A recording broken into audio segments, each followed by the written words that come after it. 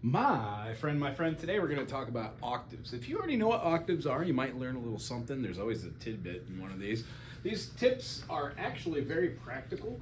So if you've got 5 to 7 minutes, spend them with me. Today we're going to be talking about the bass, doing a little recap on the last 2 videos that we had done, and then talk about how awesome octaves are and why to throw them into our playing.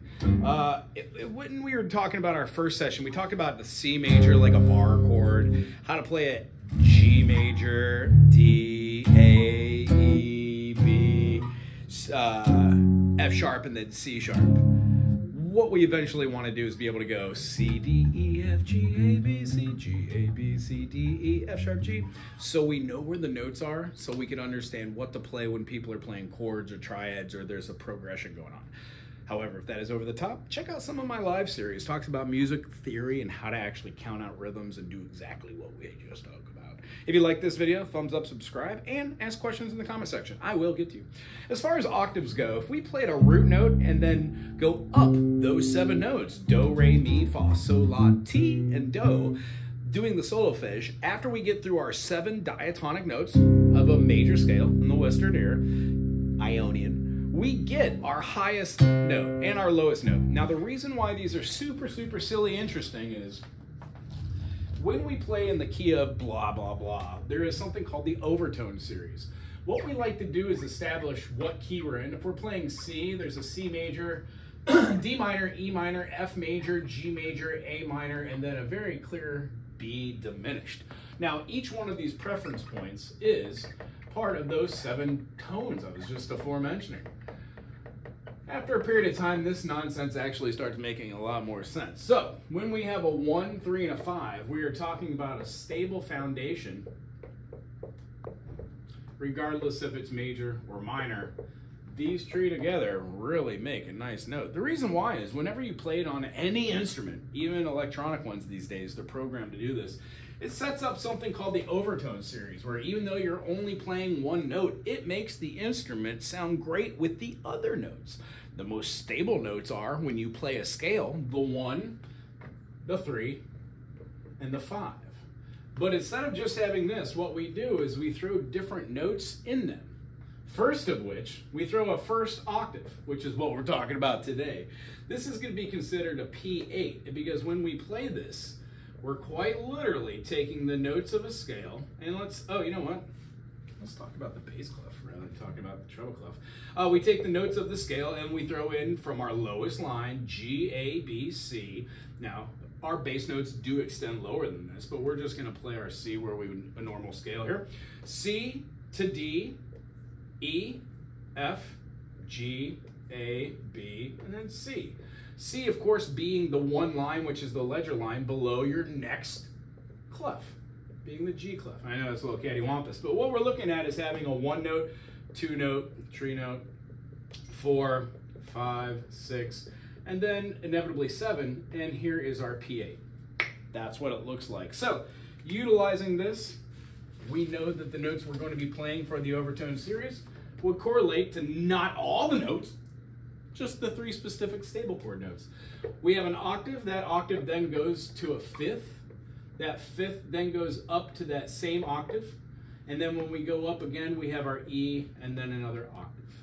The idea is whenever you play any of these notes or tones in anything, it circulates a series of vibrations inside them that sounds great. So French horns, being in the key of F, will always sound great playing their triad bass of F, A, and C.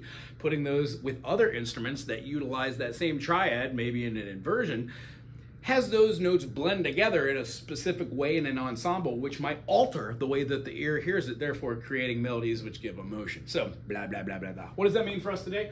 We're just going to be talking about how to do our 1, 1, 1, 1, or 1, 8. I like to show a lot of the stuff through the eyes of the circle of fifths.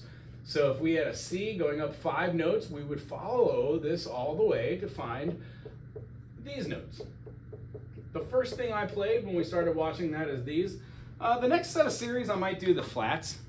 But for this set of series, what we're going to want to do is this. We're going to want to go C to C. We're going to want to go G to G, D to D, A to A, E to E, B to B, F sharp to F sharp, and then we're gonna go C sharp to C sharp.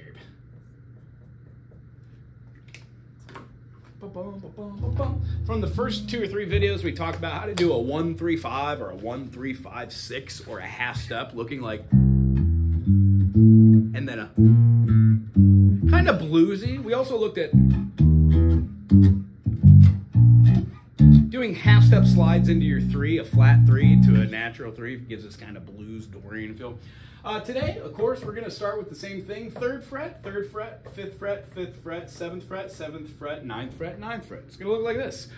C to C, try and use your 1 finger and your 3 finger, and then try to use your 2 finger and your 4 finger. This allows us to start getting the feeling of both. You don't have to do it right after each other, but I would suggest trying to do like 4 of one pattern, 4 of the other. As soon as you do that, switch up to your G, G, G, G, G, G, G. Now remember, this isn't supposed to be the best thing you're ever going to play in your life. This is called practicing. It's boring. Eventually we add different techniques, and then your practice becomes quite fun because everything becomes a technique challenge. Ish. You can go between the 2, and then whenever you feel kind of comfortable with these, you can move up to your D. See how I'm accenting 1 staccato? You can also try keeping the notes held in. And hear how those 2 notes blend together. Get a little treble on this. A. Sorry for the volume. E. And remember, test out your fingers, try and keep your patterns. There is no right or wrong way. There's just certain mechanisms like playing with 1 finger that'll keep you from actually getting to experience the bass as more of a percussion instrument, being able to play chords, because necessarily we maybe play chords with bars, and then the same chords you would use like on a guitar or an ukulele, like a D minor on an ukulele looks like an E major or an A minor.